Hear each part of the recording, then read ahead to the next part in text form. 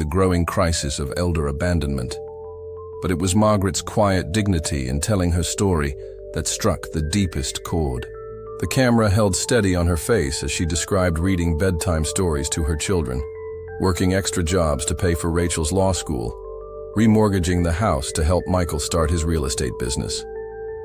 "And now," she said, her voice unwavering, "they won't even take my calls."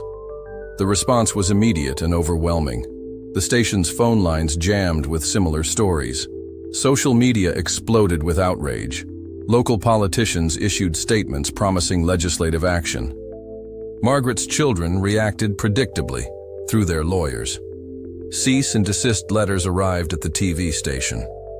Rachel filed for a gag order, claiming Margaret's cognitive issues made her an unreliable narrator. But they hadn't counted on the power of their mother's story to resonate with a public increasingly aware of elder abuse. More families came forward. Eleanor's phone rang constantly with new cases.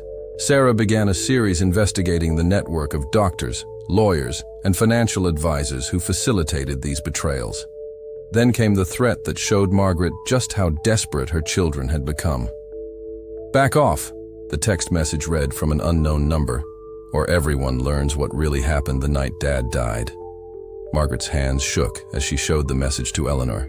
She hadn't thought about that night in 2 years, had locked away the guilt and grief so deeply she sometimes convinced herself it was just a bad dream.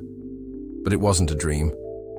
And now, as she sat in Eleanor's office watching her lawyer's face grow grave, Margaret realized the real battle was just beginning. Because some secrets, once unleashed, have the power to destroy more than just family ties.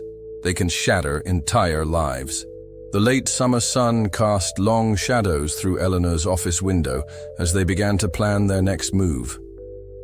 Outside, cicadas droned their endless song, nature's reminder that some storms must be weathered before peace can return. But this storm was far from over. The truth about Harold's death had haunted Margaret for 2 years. She'd never told anyone, not the doctors, not her children, not even her priest during confession. But as she sat in Eleanor's office the morning after receiving the threatening text, she knew its time of burial was over. "I was supposed to give him his heart medication that night," Margaret began, her voice barely a whisper. "But I was tired, so tired. He said he'd take it himself." She closed her eyes, remembering. "When I woke up, the pill bottle was still full. He was already cold.